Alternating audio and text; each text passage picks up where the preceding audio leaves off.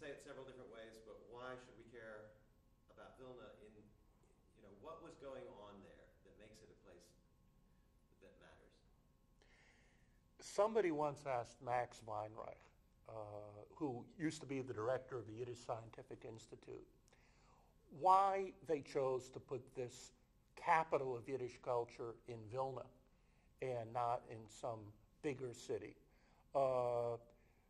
Warsaw had more Jewish writers and more newspapers. New York had more Jewish theaters.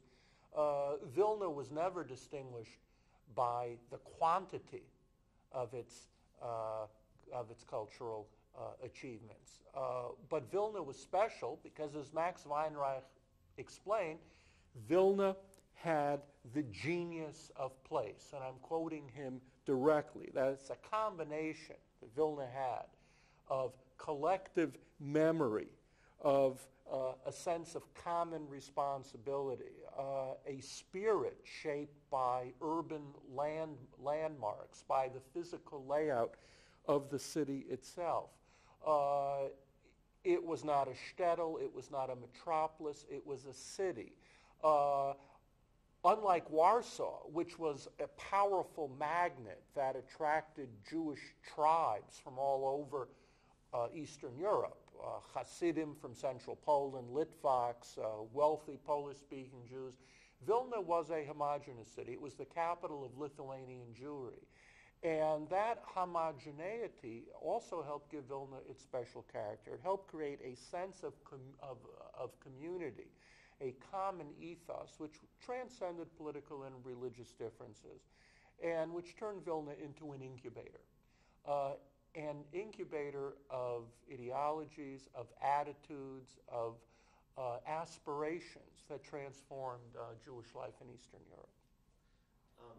We were talking a little bit earlier about this Ahad Ha'am notion of Palestine as the center, not that it was the center of population, not that it was the center even of creativity, but that somehow it could be a special kind of center.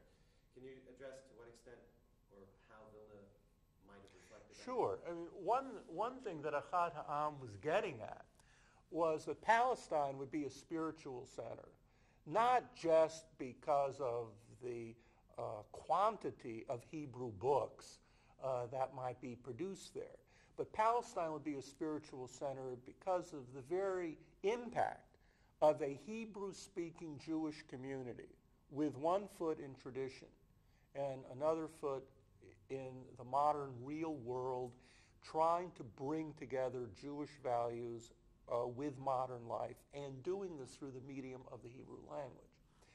And in that sense, Vilna was quite similar, at least in the hopes of many Yiddishists, that Vilna would be an example. Can I interrupt? Sorry, I just want to interrupt. And if you can start the second part, which is about Vilna, almost as if you hadn't said the first part. In other words, just explain what Vilna was trying to do with the concept in the back of your mind of what Palestine, rather than with overt reference to Palestine, like on the one hand, on the other hand. Just, if you can.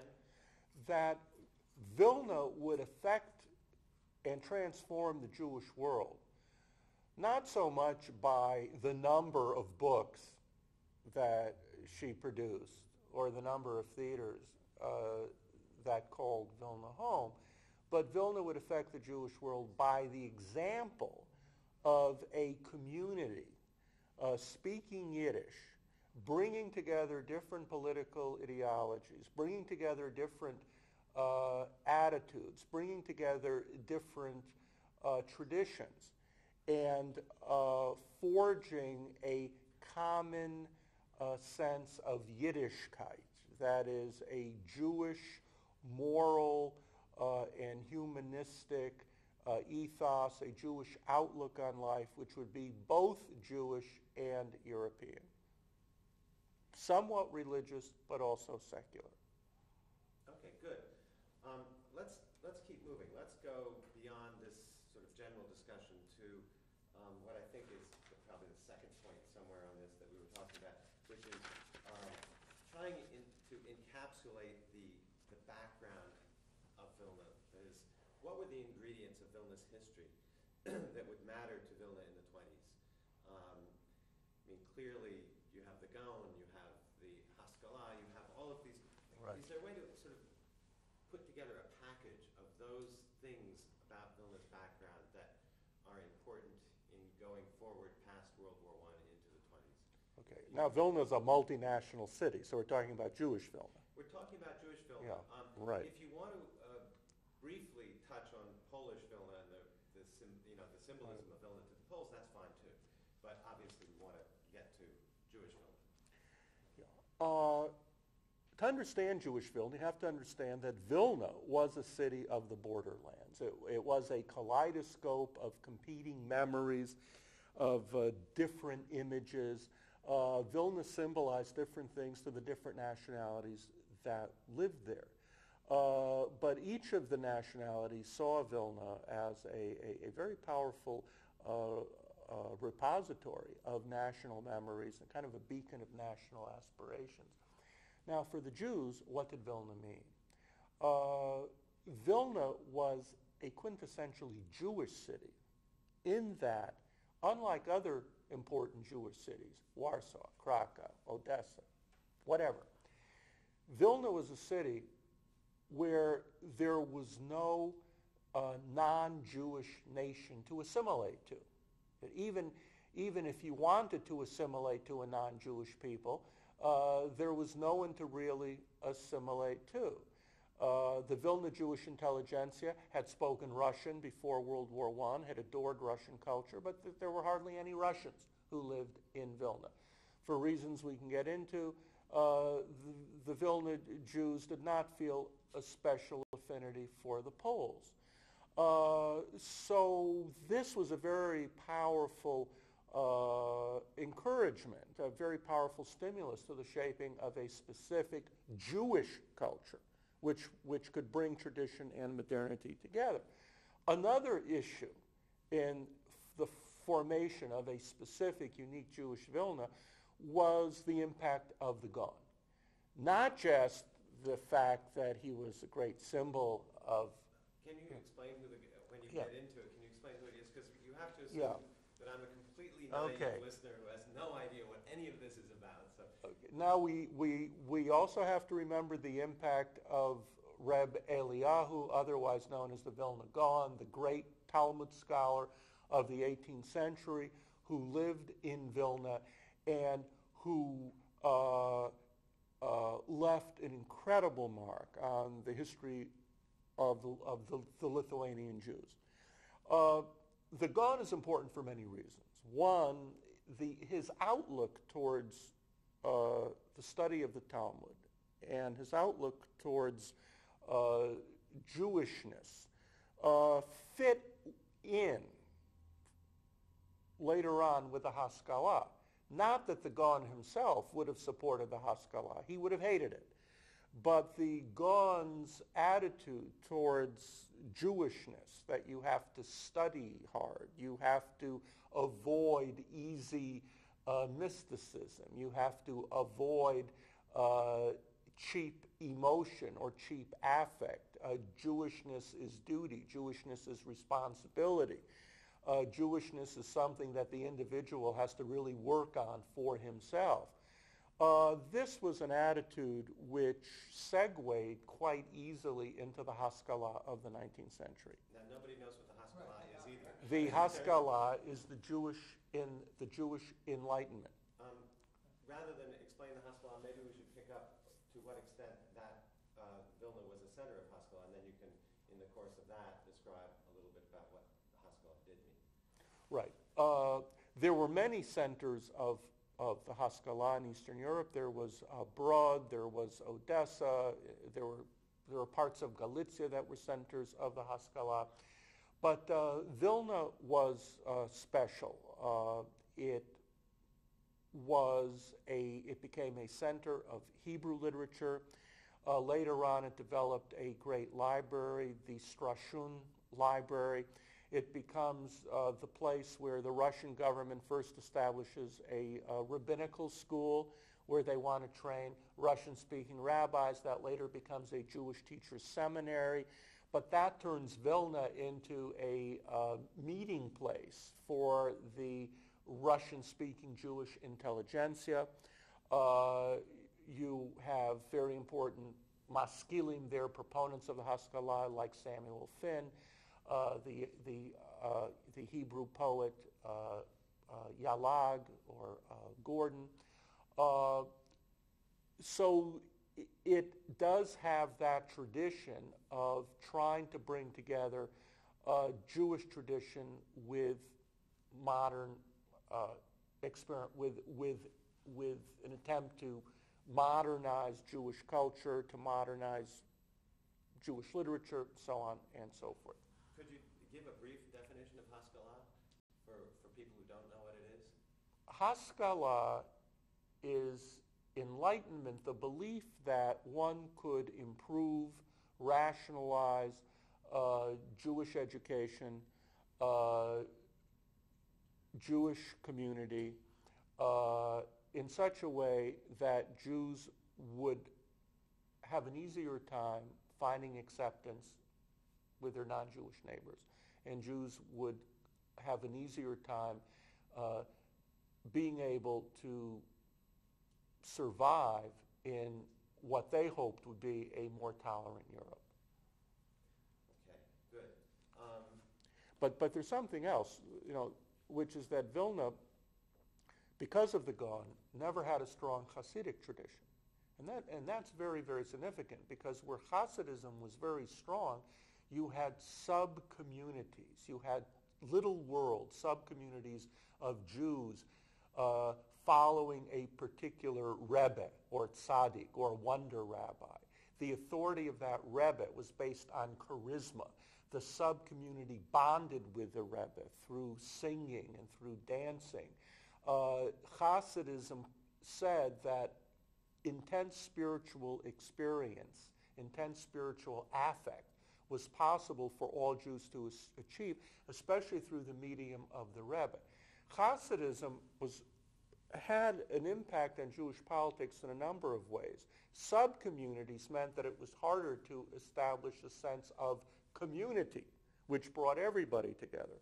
Hasidism was also a powerful bulwark against modernity. In Vilna, where the Hasidic tradition was weak, it was much easier to establish a sense of the community as opposed to different communities following different rebbes. The gap between the intellectuals and the masses was much smaller than in central Poland, where on the one hand you had Polish-speaking professionals, on the other hand you had Yiddish-speaking Hasidim boasting about the miracles of their Rebbe.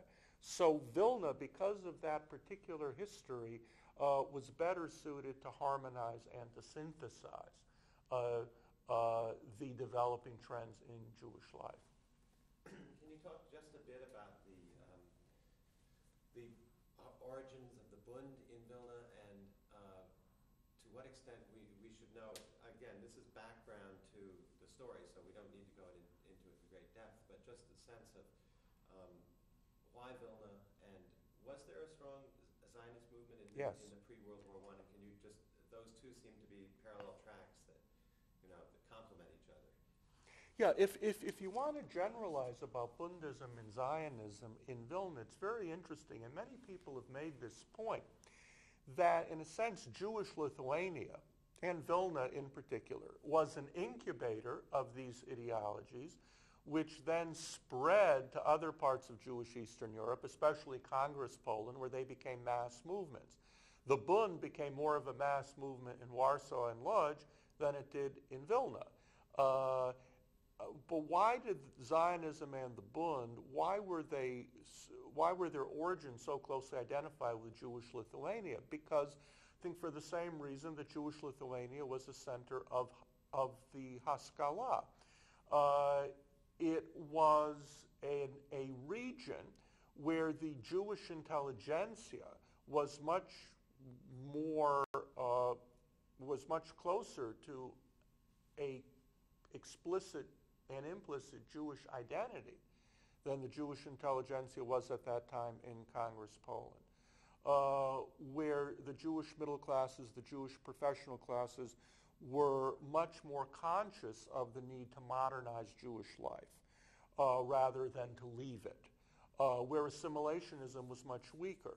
So the attempt to modernize Jewish life naturally leads to a search for new ideologies, which could make up for some of the shortcomings of the Haskalah and at the same time preserve the Haskalah's aspirations of enabling Jews to take their place as citizens of a modern world. Okay, good.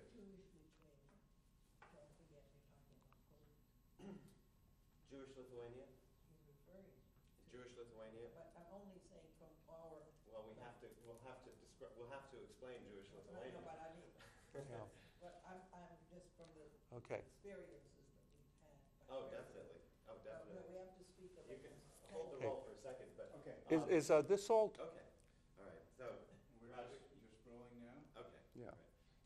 Well, he's also a good tester. Right now, anything you don't understand, tell us. Okay, raise a red flag back there, okay. What was the Bund? The Bund was a Jewish socialist movement that said to the Jews, we can change our lives and fight for liberation here in Eastern Europe and become dignified citizens in the cities and where we live with a right to use our own language. What was Zionism? It said that we Jews can be a normal, self-respecting people only if we go to Palestine and revive our ancient language, Hebrew. On many levels, Zionism and the Bund were very different. Zionism looked to there, the Bund looked here, to Eastern Europe. Zionism wanted Hebrew, the Bund wanted Yiddish. But in many ways, Zionism and Bundism were very similar. They both agreed that Jews had to take responsibility for their own lives. They both agreed that the Haskalah had outlived its usefulness. The Haskalah basically said, we clean ourselves up, we get more education, we learn the language of the host country, and without giving up our Jewish culture, somehow we will become accepted, we will become emancipated, and we will be accepted by the Europeans. I think we have to Speak, okay. What was the Bund? The Bund said that we Jews can. I think they're coming in, we probably should wait. You ready, Roger? Okay. Bundism and Zionism were two great ideologies that transformed the Jews in Eastern Europe. The Bund was a Marxist, social democratic Jewish party that said we Jews should fight for a socialist democratic society in Eastern Europe, here where we live, and fight for equal rights for our language, Yiddish. Zionism said we Jews should fight for a Jewish state in Palestine, there, and revive our ancient language, Hebrew. There are many differences between Zionism and the Bund. The Bund talked about here, Zionism talked about there. The Bund talked about Yiddish, Zionism talked about Hebrew. The Bund was oriented towards the present, Zionism talked about the future. But at the same time, there were many similarities. In a sense, both were building on the failures of the Haskalah. The Haskalah implied a certain passivity on the part of the Jews. That is, the Jews were told by the Haskalah, work on yourself, get educated, learn the language of the country, change your schools, and then the Russians and the Prussians and the Austrians will accept you. They will emancipate you. Wait for emancipation after you've improved yourself. Bundism and Zionism reflected a sea change, a much more activist stance. What Bundism and Zionism both told Jews is take responsibility for changing your own history, emancipate yourselves. The Bund said emancipate yourselves through socialism. The Zionists said emancipate yourselves through a Jewish state in Palestine. Both were national in different ways. The Zionists were overtly national. We Jews are a people, and we're not just a people held together by a voluntary acceptance of tradition or history, as the Haskalah said, but we are a people held together by politics and by national status. The Bund said we're a people held together by a common use of the Yiddish language.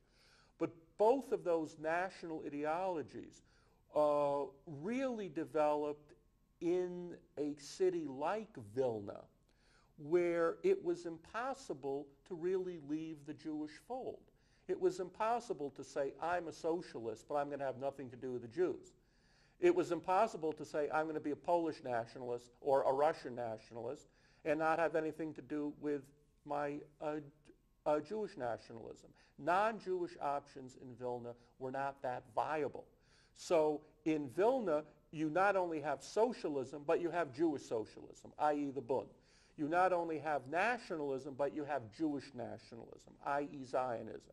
Vilna is a wonderful incubator of powerful ideologies that then spread to other big centers of Jewish Eastern Europe, like Warsaw and Lodz, as one Yiddish writer pointed out, Shlomo Bellis, who used that term, incubator. So That's good. yeah, I think that statement Okay. is actually Yeah. the core statement of Okay. that we need. So Yeah. I think let's break here and Okay. have some coffee. And Okay, I'm rolling. You have your cassette going? second, and I will.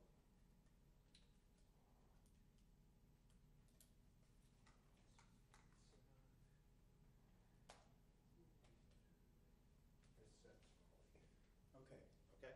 All right. Go. You know, sometimes it's very strange to think that a city like Vilna would be so affected by the memory of a great rabbi or Talmudic scholar that lived in the 18th century. There were all kinds of legends about him, about his incredible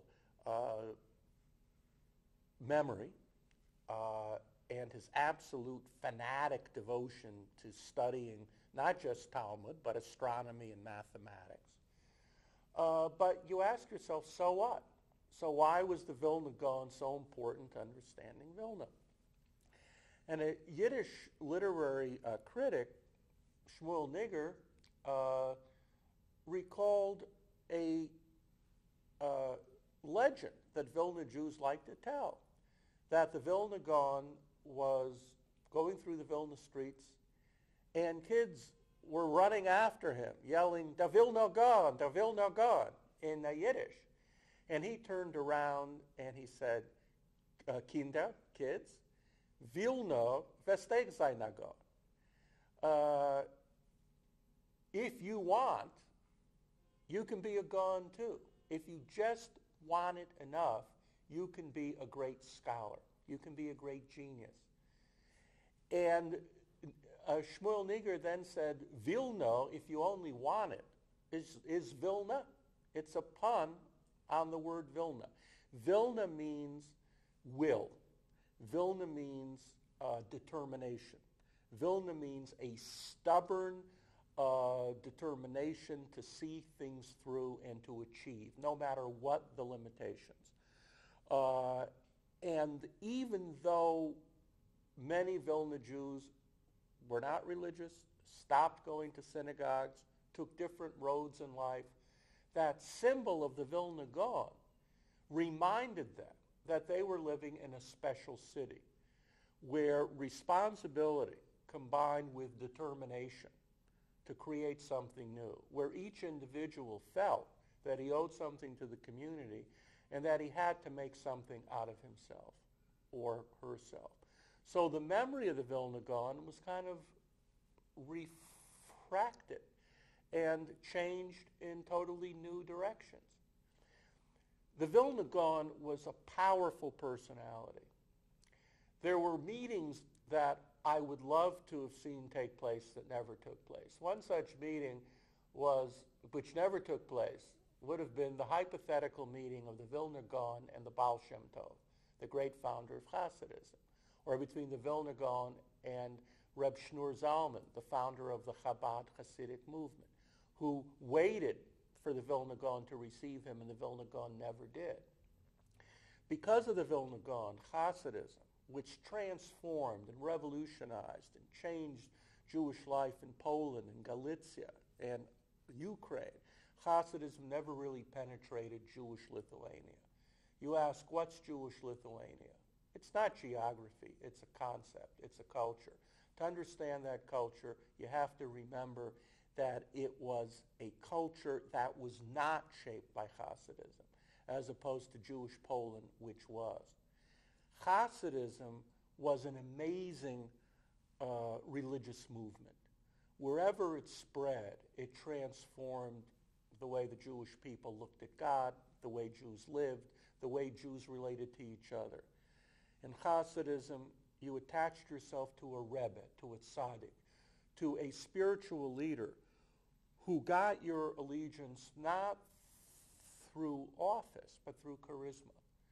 The charisma of this Rebbe would bring you closer to God. You would dance, you would drink, you would sing, you would travel miles to be with the Rebbe and to experience that spiritual high with your fellow Hasidim. You had your community of Hasidim. You didn't need the wider community. And when you lived in your Hasidic world, you could forget about modernity. Jewish Lithuania had to have a community because it didn't have a Hasidic tradition. And Jewish Lithuania was much more open to modernity because these Hasidic subworlds were not standing in the way. And this, too, was a legacy of the Vilna Gaon. Jewish Lithuania was that part of Eastern Europe which could act as the pioneer in bringing together Jewish tradition with non-Jewish ideologies and influences and packaging them for the rest of the Jewish world.